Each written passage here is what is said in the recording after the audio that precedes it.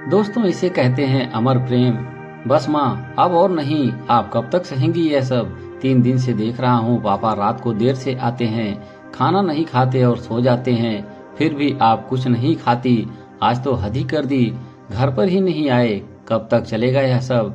फिर कुछ रुक कर शुभम बोला, अब आप यहाँ नहीं रहेंगी, मेरे साथ चलेंगी हैदराबाद। ज्योति मुस्कुराई और बोली, बेटा तुम बेकार चिंता करते हो, मुझे भूख ही नहीं है, रात ज्यादा हो गई है, तुम जाकर सो जाओ। सुबह ने कहा, नहीं माँ, आज आपको निर्णय लेना ही होगा, आप यहाँ नहीं सहेंगी, आप मेरे साथ चल रही हैं। जब पापा को हमारी चिंता ही नहीं है तो आप क्यों परेशान होती हैं। ज्योति तो जो अभी तक शांति से सुन रही थी एकदम तैस में आकर बोली, कैसे कह सकते हो कि उन्हें हमारी चिंता नहीं है।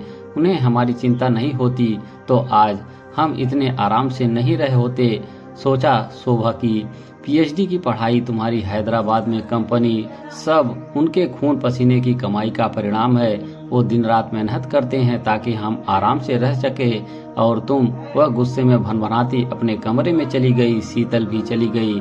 उसे अपनी सास का इस तरह बोलना रास नहीं आ रहा था।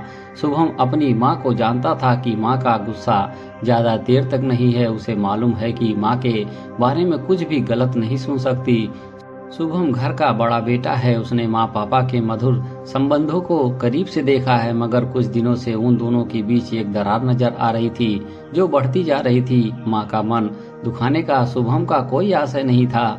वह अपने कहे शब्दों पर पछता रहा था। वह चुपचाप आंगन में एक कुर्सी पर बैठा रहा।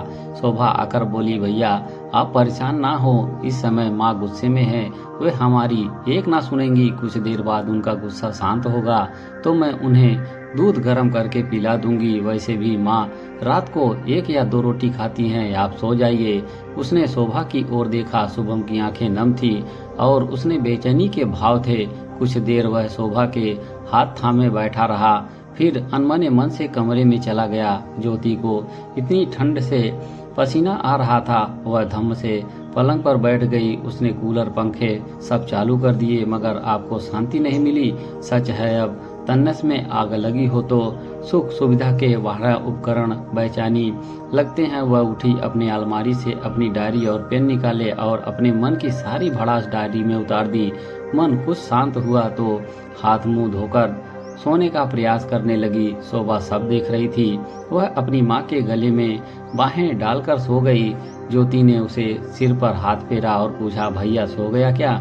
हाँ माँ, अब क्या करना है, भोजन को तो आपने नाराज कर दिया, वह तो आप खाएंगी नहीं। बेचारा यह दूध का गिलास आपका रास्ता देख रहा है, इसे नाराज मत करना। ज्योति मुस्कुराते बोली, चुप शैतान, तू मानेगी नहीं, ला दूध का गिलास दे और बिस्किट ला कर ले। अब ज्योति का मन शांत था। वह गई, सो गई तो शोभा भी अपने कमरे में पढ़ाई करने के लिए चली गई। ज्योति अंबर के विषय में कुछ भी गलत नहीं सुन सकती थी। उन दोनों का प्रेम विवाह हुआ था।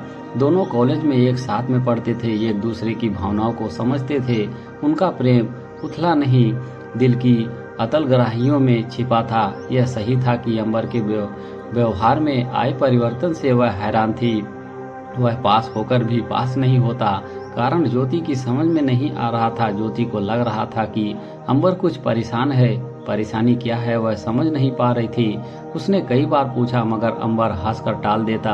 आज उसने निश्चय किया कि वह अंबर की उलझन को जानकर रहेगी। सुबह जब भोजन कर चुके, शोभा ने ज्योति और शुभम और शीतल को आंख के इशारे से उनके कमरे में भेज दिया। फिर बोली, क्या बात है, तुम परेशान क्यों हो, मुझे बताते क्यों नहीं। अगर कोई गुत्थी है तो दोनों मिलकर सुलझाएंगे। कहा ना, कोई बात नहीं है, काम की अधिकता है बस, तो काम कम कर दो ना। किस चीज की कमी है हमें, कुछ आराम करोगे तो तबीयत ठीक रहेगी। बस अब आराम ही करूंगा, कुछ दिन और काम कर लूं। ज्योति ने कहा, डॉक्टर को बताया कि नहीं। हाँ बाबा, कल ही बताया, दवाई भी बराबर ले रहा हूँ। अंबर को अस्थमा की बीमारी थी और ब्लड प्रेशर भी ज्यादा रहता था। अंबर बोला, और कुछ कहना है। ज्योति ने अपनी बड़ी बड़ी आंखों से अंबर की आंखों में झांका, जैसे उसकी सच्चाई परख रही हो। फिर बोली, कुछ तो छिपा रहे हो, खाओ मेरी कसम, तुम पगला गई हो। कोई अपनी जान की कसम खाता है, अगर मेरी जान निकल गई तो। ज्योति ने अंबर के होठों पर उंगली रख दी। अंबर कार्य की अधिकता का बहाना बनाकर ज्यादा समय ऑफिस में बिताने लगा। ज्योति ने डॉक्टर से भी पूछा, अंबर को क्या परेशानी है? अगर डॉक्टर ने कहा सब ठीक है, सारी रिपोर्ट सही है, कोई परेशानी की बात नहीं है। ज्योति ने रिपोर्ट को देखा तो उसे विश्वास हो गया कि सब ठीक है। उड़ती उड़ती ये खबरें भी कानों में पड़ रही थी कि अंबर का उसकी सेक्रेटरी के साथ संबंध है और वे शादी करने वाले हैं। ज्योति यह मानने को तैयार नहीं थी। उसे विश्वास था अपने प्यार पर, दिन रात कटते जा रहे थे। उसे इंतजार था अपने पहले अंबर का, उस लम्हों को एक बार फिर से जीने का जो उसने अंबर के साथ हंसते खेलते गुजारे थे। एक दिन वह ऐसे ही किसी सोच में खोई थी। अंबर ने कहा, ज्योति आज तुम्हारे हाथ की सरसों का साग और मक्का की रोटी बनाओ ना, और मीठी लपसी और कढ़ी भी बहुत इच्छा हो रही है खाने की। अंबर ने कई दिनों बाद ज्योति से किसी चीज की फरमाइश की थी। वह खुशी से चहक उठी। उसने भोजन बनाया, दोनों ने प्रेम से भोजन किया। अंबर ने एक फाइल ज्योति को दी और कहा, इसे बहुत संभाल कर रखना बहुत जरूरी है और तुम्हारे सिवा किसी और पर विश्वास नहीं है। ज्योति खुश थी। उसे लग रहा था कि उसका अंबर वापस आ गया। उसके निकट सारी दरारें भर गई है और सब कुछ सिमट गया है वह बिंदु में। मगर अंबर के मन में तो कुछ और ही चल रहा था। अंबर ने पूछा, घर में किसी चीज की कमी तो नहीं है? कोई परेशानी तो नहीं है ना? सब ठीक है? कोई परेशानी नहीं। क्यों पूछ रहे हो? बस वैसे ही, तुम्हें कोई परेशानी होने भी नहीं दूंगा, मैं हूं ना। ज्योति ने अंबर की आंखों में देखा। ऐसा लग रहा कि आंखें काफी कुछ कहना चाहती है, साथ ही ना कहने की व्यवस्था भी नजर आई।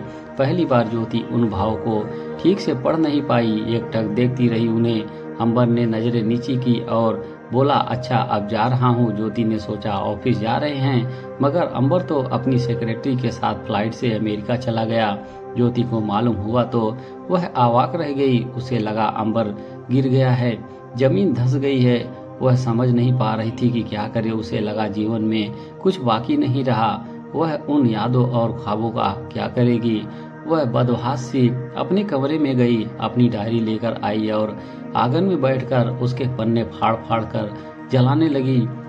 उसका स्वयं पर नियंत्रण नहीं रह गया था। उसके दिल को झटका लगा था। शोभा ने बहुत रोकने की कोशिश की, मगर असफल रही। जैसे जैसे डायरी के पन्ने जल रहे थे, उसकी आंखों से आंसुओं की धारा बह रही थी। वह सूखे पत्ते सी कांप रही थी। अगर शोभा नहीं होती तो वो गिर जाती। शोभा ने उसका सिर अपनी गोदी में लिया और सहलाते हुए बोली, माँ आप परेशान मत हो, मैं हूं ना। यही तो कहना था उन्होंने भी। हाँ तो आप हिम्मत रखें, हम कंपनी के ऑफिस चलकर देखते हैं। शोभा ने हिम्मत दी तो ज्योति उसके साथ ऑफिस गई। वहां जाकर देखा तो सबके चेहरे लटके हुए थे, उदास थे। मैनेजर से पूछा तो वह कुछ बोल नहीं पाया। शोभा ने अंबर के केबिन की चाबी ली।